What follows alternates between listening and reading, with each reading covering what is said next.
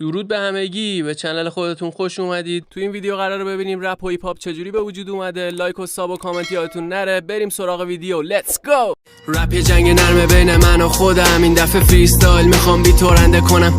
همین ملودی ساده شده گنگ کلن. آوانس بدم شاید تلفاتو کم کنم. رپ و هیپ هاپ تو خیابونای هارلم و برانکس جنوبی در شهر نیویورک در اواخر دهه 1970 به عنوان جواب مستقیم به دو چیز به وجود اومد. یک، نابرابری گسترده اقتصادی و سیاسی دوران حقوق مدنی بعد از سال 1960.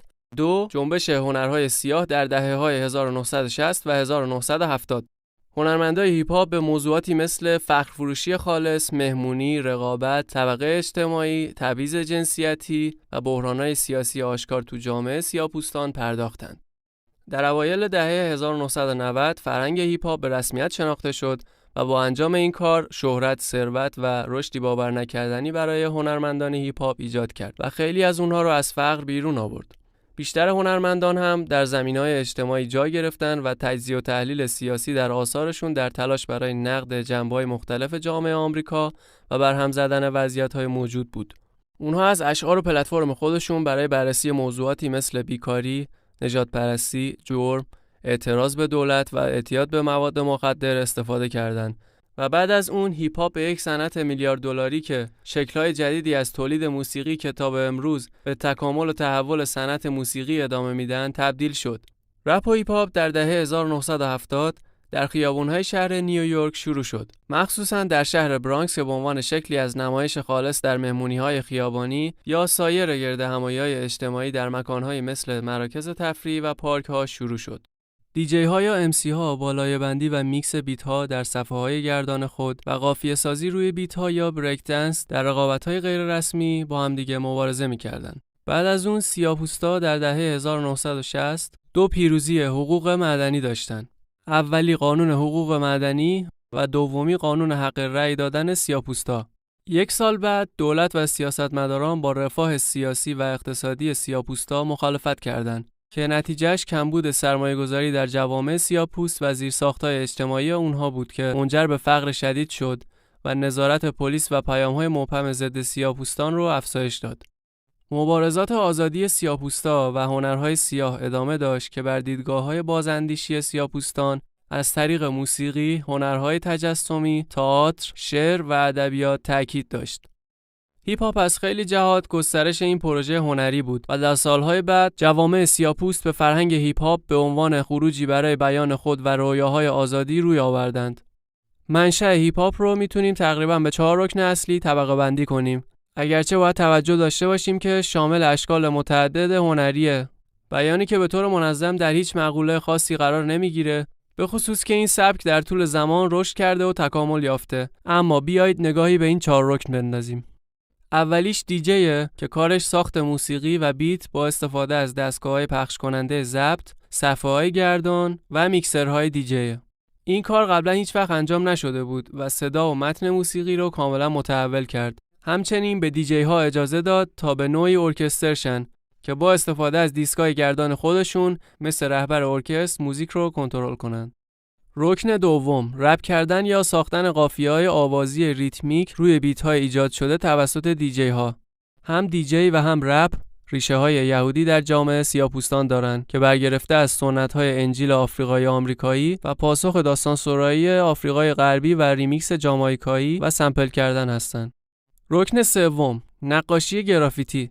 فیلم‌هایی مثل وایلد استایل و بیتی استریت به محبوبیت ارتباط بین هیپ هاپ و گرافیتی کمک کردند. گاهی وقتا گرافیتی رپ بدی رو به نمایش میذاره و با تصاویری از زوال اجتماعی و آسیب شهری گره میخوره. بیشتر هنرمندای گرافیتی فوق‌العاده با استعدادن و بعضی از کارهایی که خلق میکنن به عنوان یک چالش مستقیم برای این طرز فکره که هنر زیبا رو فقط میشه در یک موزه شیک یا یک گالری پیدا کرد. چهارمی و آخرین رکن بریک دنسه که سبکی از رقص رو در بر میگیره که سبک نگرش شخص و اکثرا حرکات آکروباتیکه.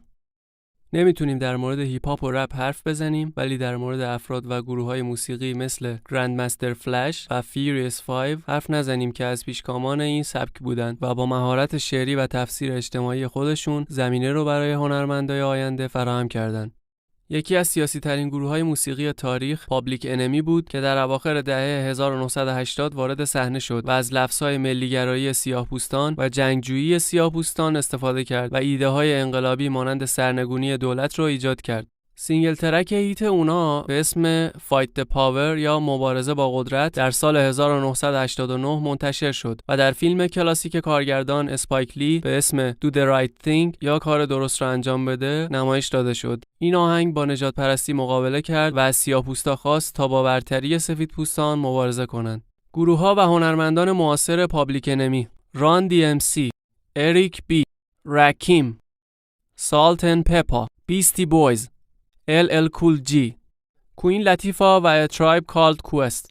هر کدوم از این هنرمندا ترکیب پیچیده‌ای از سبک و مهارت شعری و هنر رو به کار خودشون آوردن که به نظر میرسه برای به چالش کشیدن هنجارهای اجتماعی بودن و این هنرمندا با پیشگامی در شکل‌های جدید مثل سمپلینگ و میکس نوآوری بیشتری رو به رادیو ارائه کردن. برای مسابقات اولیه هیپ هاپ و رپ هم اغلب رقابت‌های شدید ایجاد می‌شد که گاهی شکل رقابت‌های گروهی به خودش می‌گرفت. برای مثال گروه وودتنگ کلن هنرمندایی را آورد که بعضیاشون به طور رسمی به گنگ‌های رقیب وابسته بودند تا محله‌های خودشون و رقابت‌هایی رو ضد سایر گروه‌های رپ اهل هابز، هارلم، بروکلین و برانکس نشون بدن. وودتنگ تصاویر واضحی از زندگی شهری با استفاده از زبون خیابونی ترسیم کرد. اما این برای اونها چیزی بیشتر از یک اسلنگ یا حرف عامیانه بود. اونها فرهنگ لغت جدیدی را ایجاد کردند که الفاظی با تأثیرات مختلف از جمله ملت 5% شاخه‌ای از ملت اسلام آسیایی، فلسفه، سینمای آسیایی و غذا بود. بنابراین این گروه‌ها و هنرمندا درگیر پیوند پیچیده‌ای از هویت‌ها و تأثیرات مقطعی بودند، حتی زمانی که در حال پیشروی شکل‌های بیان جدید خودشون بودند. چون هیپ هاپ به عنوان یک صدای غالب ضد فرهنگی در دهه 1990 شروع به تسخیر جریان اصلی یا مینستریم کرد. بعضی از رپرها و ساب لیبل‌های سیاه‌پوست ظاهراً یک شبه میلیونر شدند. هنرمندای رپی مثل نوتوریوس B.I.G و توپاک شکور لیبل یا گروه‌های موسیقی پشتیبان بیگی بد بوی رکوردز بود به رهبری شان پافی کامز یا همون PDD و لیبل توپاک شکور دفرو رکوردز بود به رهبری شوگ نایت که نماد رقابت ساحل شرقی در مقابل ساحل غربی بودند.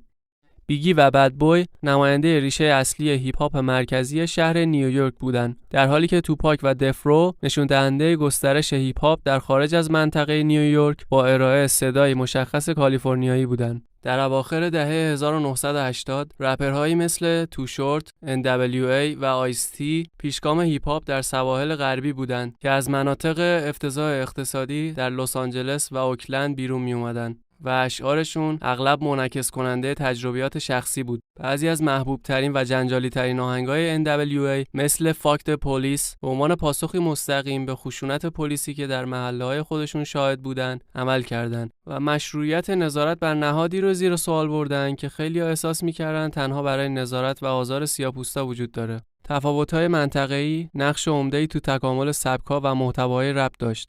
اما رقابت شرق و غرب بیشتر روی درگیری بین فردی توپاک و بیگی متمرکز بود. این رقابت ارتباط زیادی با رقابت بین انتشارات رسانه‌ای و دو شاعر با استعداد داشت که تمایلی به بازگشت سریع به رکورد لیبل‌های خود داشتند. متاسفانه درگیری بین اونها به پایان رسید. تراژدی و قتل‌های هنوز حل نشده توپاک شکور در سال 1996 و نوتوریوس B.I.G در سال 1997. همونطور که هیپ هاپ بیشتر و بیشتر به سمت جریان اصلی پیش میرفت، آمریکایی‌های مسن‌تر سفیدپوست و سیاه‌پوست اغلب اونو نمادی از همه چیز اشتباه در جوامع طبقه کارگر سیاه‌پوست میدونستند. این ارتباط منفی رو تمام جنبه‌های آمریکایی‌های سیاه‌پوست تأثیر گذاشت.